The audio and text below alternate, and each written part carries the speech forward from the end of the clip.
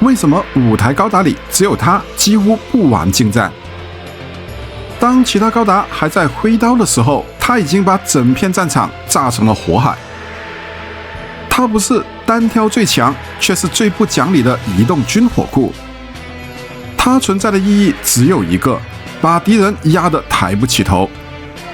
這就是把重火力壓制做到極致的高達。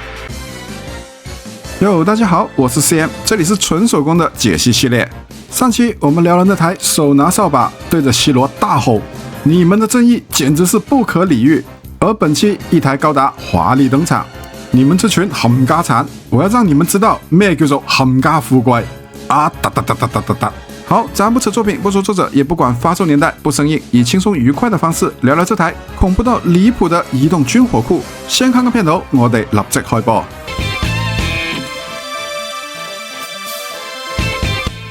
一切要從流星作戰說起。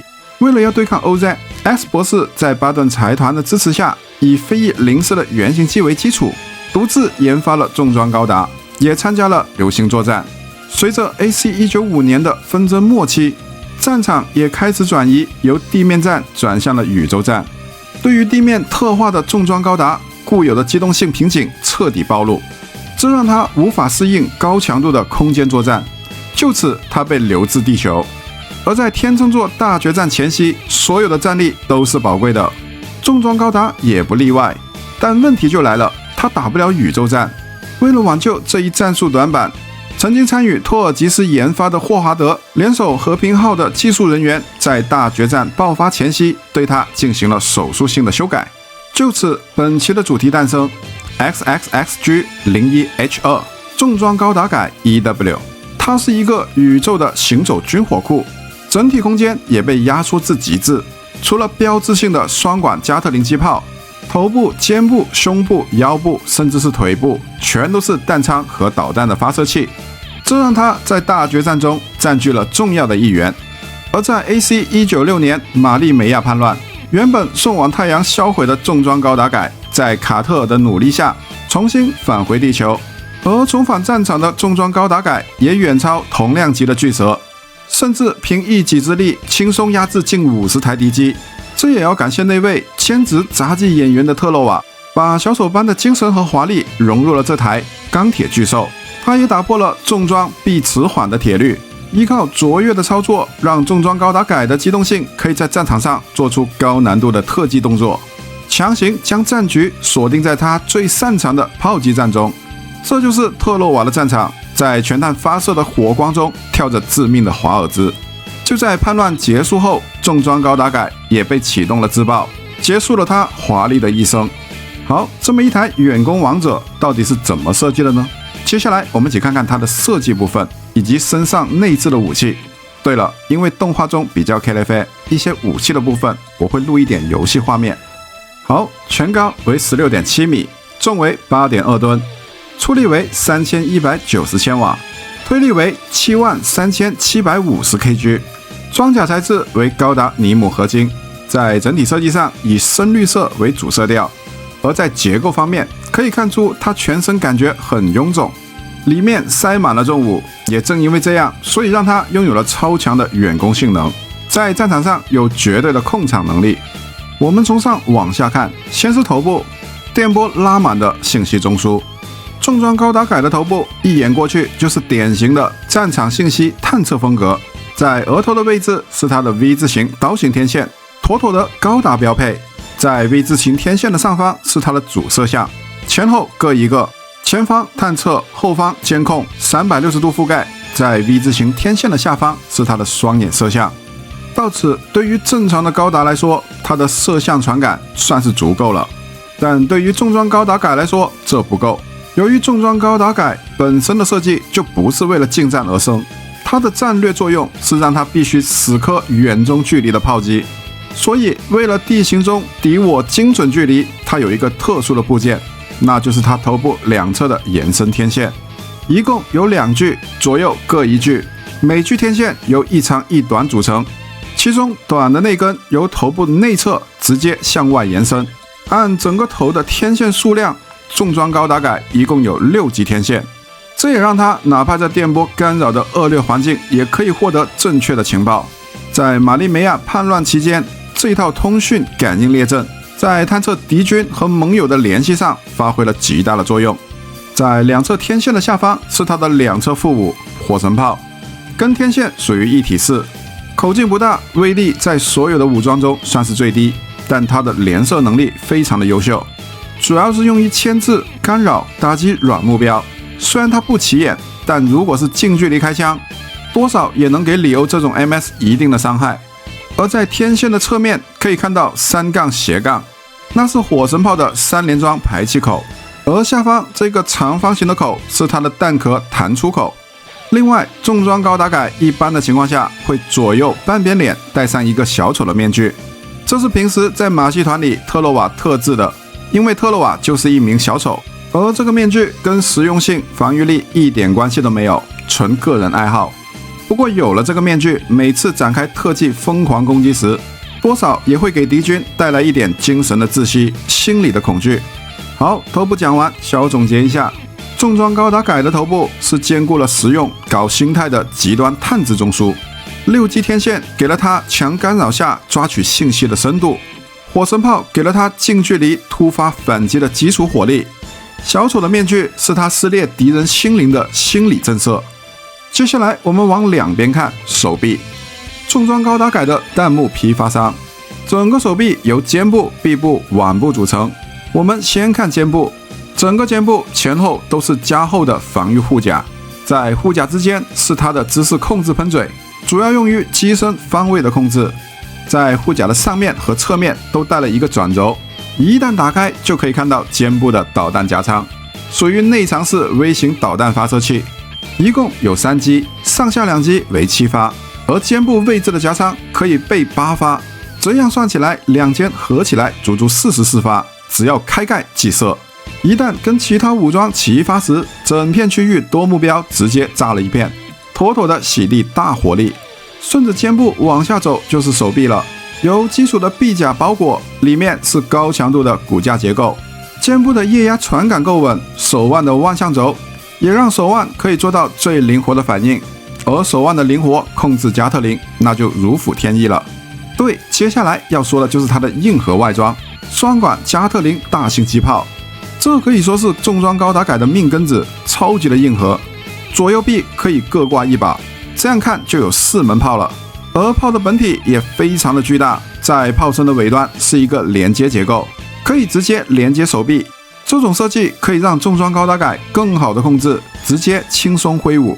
而在連接線的外側是個握把，這可以讓加特林的方向控制更為準確。由於全是實彈火力，所以射速快，火力密，能支出密集的彈雨，既能打敵機，還能阻攔來襲的導彈。當不用時，直接掛在背包的掛架上，收納非常的方便。好，手臂講完，我們小總結一下。重裝高達改的手臂是渾身插滿炮管的暴君之臂，肩甲長彈一出手就是44發大範圍的覆蓋，手腕掛炮讓4管加特林產生密集死亡的彈幕。接下來我們繼續往下看腿部，長滿導彈堅固機動。重裝高達改的腿部也是一個隱藏火藥桶，在胯下的位置由前後護甲、左右側甲組成，在前護甲的上方有一個裝甲艙門。向上翻開後，可以看到裡面4連裝導彈夾艙，只要翻蓋就能直接發射。由於外甲的厚實，可以防止內爆。在左右側甲的側面，也有一門4連裝導彈夾艙，左右一共8發。在4連裝導彈夾艙的側面，也就是這個位置，是它的姿勢控制噴嘴，前後各2個，左右一共4個。再往下看就是腿部了，整個腿部線條硬朗，裝甲厚實，能抵禦實彈的衝擊，很好的保護了內部的管線和結構。在膝蓋的內側也藏着姿勢控制噴嘴，搭配着扎實的結構，讓腿部的防震效果拉滿，可以穩穩的落地，也能轉向靈活，高機動的衝刺，既不晃也不會飄。而在關節的外側是導向性的導彈夾艙，上下一共2組，左右一共有4組，每組為9連發導彈發射器。這樣看來，重裝高達改的全身導彈總數高達96發，從肩到腿全是火力點，可以360度無死角的覆蓋，敵機別說要靠近了，來了能不能回去都成一個問題。另外，為了後續的機動性，所有的加倉在導彈打完後都可以直接卸載。這麼做主要是為了減輕機身的重量。好，腿部講完，小總結一下：重裝高達改的腿部是機動與火力的隱藏武器庫，外掛滿導彈，可以從上往下火力全覆蓋。下半身的姿勢控制噴嘴，讓機體做到了機動轉向，靈活不笨重。全身導彈的聯動，一開火就給敵人來一個漫天彈雨，所向披靡。接下來我們轉個身看看後面，推進背包，強力推進，重載掛架。重裝高達改的背包一眼過去還是挺大的，在背包的兩側可以看到2個架，那是它的掛載搖臂，可以左右打開，這時候就可以把不用的加特林直接掛上去，讓這2摞重家伙整整齊齊的放好，而且不影響推進。說到推進，我們繼續往下看，在背包的底部是4個大出力的主推進，動力很強勁，就算全身掛滿了重武，它也能讓重裝高達改實現宇宙空間大氣層內暢通無阻的噴射移動，完全沒有重裝機動慢的刻板印象。配合腿部、肩部的噴嘴，全方位調整機身的姿勢，翻跟斗跟高難度動作輕鬆拿捏，再加上特洛瓦的特技操控完美契合。好，背包講完，小總結一下，這是一個動力和武器掛架的核心，專用搖臂完美固定收納核心的雙管加特林，大出力的推進讓機體負重再大也能高速的移動。好，最後一個了，我們看回前面身軀，防禦與動力的武裝骨架，在身軀的上方，也就是脖子的兩側，是2門機槍加農炮，跟火神炮一樣，主要用於牽制。但威力會比火神炮強很多，主要是打搭配。機槍加農炮可以很好的把扎堆的敵人直接打散。在加農炮的下方是厚厚的胸部裝甲，通過左右兩側的轉軸可以左右打開，而裡面就是內置的胸部加特林，一共有4組，以旋轉炮身的方式射擊。從單炮的破壞力來看，它介於火神炮和機槍加農炮的中間，雖然攻擊力沒有機槍加農炮強，但是它勝在子彈多啊，數量多，速度快，子彈多，在4門齊發的情況下，濃密的火力讓近身或者中距離的敵人直接射成馬蜂窩。而當胸部加特林和火神炮、機槍加農炮打配合時，可以做到遠近火力全覆蓋。在胸部加特林的下側有2個排氣口，這是它的身軀散熱系統，畢竟整個胸口都是加特林。而在正下方，也就是這個位置，就是它的駕駛艙了。好，身軀講完，小總結一下：重裝高達改的身軀是火力防禦的核心，讓全身的武裝聯動既硬核又可靠。肩部的機槍加農炮完美互補火神炮，雙炮配合完美牽制。胸部的加特林可以遠近搭配互補傷害，也是戰場上最不講道理的實彈暴君。好，看完這麼一台實彈暴君般的高達，那麼駕駛它的人也不簡單。我們以八卦的方式來看一下這位讓人摸不透的駕駛員——特洛瓦·巴頓。聽這一個姓氏就知道一定是什麼財團的名字，但他不是本人，他其實是一個連名字都沒有的人。從他記事開始就是一個無名氏，連自己的爸媽是誰他也不知道，只能做一名流浪的小兵。而真正的特洛瓦是財團大少爺，經常沒事也會喊喊這個無名氏，給他看看自己姐姐的女兒，說道：我跟你說，要是流星作戰成功了，呵呵，我這個小侄女早拜拜咯，可以統治地球。當然這個無名氏有沒有聽不知道，但是特洛瓦卻說得很開心。雖然想法是好，但現實也很多變。在流星作戰前得知墜落真相的 X 博士，由於不想屠殺這麼多人，只想攻擊 OZ 基地，但特洛瓦不幹了，他大吼着說：開什麼玩笑，我們衝着統治去的。哎呦，這恐怕只是你們巴頓財團想要的吧？S 博士冷說道。好啊，你們這麼牛逼，你們別走。特洛瓦說完轉身要走。你打算去哪裡？ S 博士問道。去哪？我把你們2個小可愛的事告訴我老爸。特洛瓦剛說完，直接就被開槍射殺了。這場吃瓜的大戲也被一旁的無名氏看到了，他舉着手走了出來，不僅不害怕，還一臉冷漠地說：哎呦，特洛瓦死了，那誰開高達？要不我上？我對統治不感興趣。S 博士想了想，確實給啱 key。也就答應了。就這樣，他有了名字特洛瓦，也因此他駕駛的重裝高達降落地球。由於他本身比較孤兒性格，這也讓他有了一種近乎自虐的反差愛好。在戰場上，他就是一個冷酷的重武暴君，但私下他又跑去馬戲團當一個讓人快樂的小丑。而當大戰結束後，由於世界迎來了短暫的和平，這位自稱沒有戰場就估計活不下去的戰爭機器也安安心心回去繼續當小丑。但老兵的直覺是敏銳的，他很快就發現了暗流湧動，嗅到了一絲陰謀。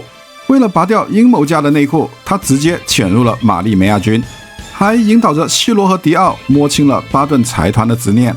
在特洛瓦的眼裡，這群賤人竟然要重新砸地球計劃，這也讓特洛瓦內心的傲骨和信念徹底的點燃。畢竟當年他代替死人否定語言計劃，就是為了不想傷害平民，不想無恥的屠殺。就這樣，他跟着卡特爾、迪奧直接前往地球，駕駛着戴着小丑面具的高達迎接最後一戰。好，這麼一個小丑男開着重裝高達改，那他的實戰表現如何呢？接下來我們一起看看在 OVA 中他的戰役記錄。OVA 戰役鎮壓瑪麗梅亞軍，在 AC 195年跟地球聯合反目的殖民地軍發起了最終的戰役。這一場戰役裡，重裝高達也在其中。只見重裝高達舉着加特林瘋狂的掃射，戰役打得非常的激烈。最後在非翼零式的極限舉炮中，一炮打爆了天秤座的殘骸，給這場災難性的大戰畫上了句號。而世界也終於回歸了和平。對於和平的世界，特洛瓦把重裝高達改交給了卡特爾，讓其一起銷毀，而他自己也回到了馬戲團。但特洛瓦畢竟是一個傭兵，直覺告訴了他這不對勁。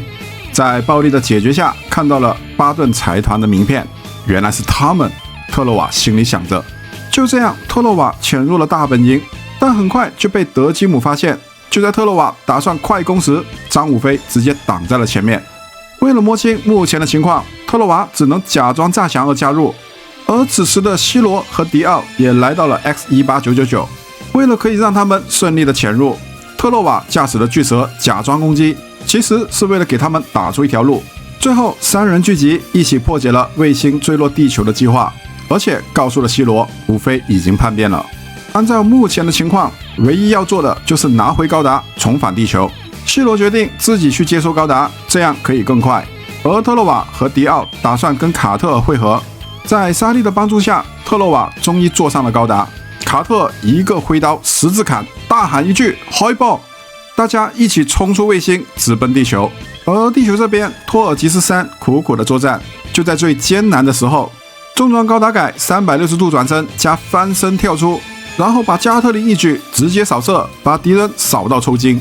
現場一共250台，每人只需要負責50台 ，easy 了。特洛瓦自信地說道。然後開始全彈發射，轉身繼續掃射，子彈順着一周掃過，把對方打殘，然後拔腿一蹲，單手瞄準射擊。這時候空中的敵人開始組陣型來進行攻擊，重裝直接把面具一丟，開始向上攻擊，直接打爆隊形。遠處的敵人開始導彈齊發，重裝高達改交叉狂射，把所有的導彈射爆，全部的導彈都沒法前進。不過敵人太多了，重裝也被射中了左手，但依然堅持開槍，但也被猛烈的攻擊逼得後退。要留活口的情況下，這一場戰役太難了，特洛瓦說道。這有什麼？這種難打的仗，我們還打得少嗎？迪奧笑着說。最後3個人都被逼到了牆角，子彈也沒了。反正我們在正中央，要不自爆算了，迪奧說道。開什麼玩笑，自爆會死很多人的，特洛瓦冷靜地說。就在大家都不知道怎麼辦時，非翼零式來了，在空中舉槍，直接瞄準了總統府，以3炮的方式直接擊爆總統府的核掩體。就這樣，瑪麗梅亞軍敗北，戰役結束。好，他的戰役記錄也就只有這些了。說點心裡話，其實舞台裡面我最喜歡重裝，不過戲份是真的少。全程除了加特林掃射以外，他就沒有別的表現了。想說帥一點也不行。好，本期的解析就講到這裡。如果大家覺得我講的還不錯的話，請給我點個讚，這對我很重要。而下期我們又到沙漠高達改 EW 了。對，感覺不久之前才剛講完。好，喜歡的朋友點讚支持一下，想看更多同類的影片，也可以訂閱我的頻道。我是 CM，我們下期見。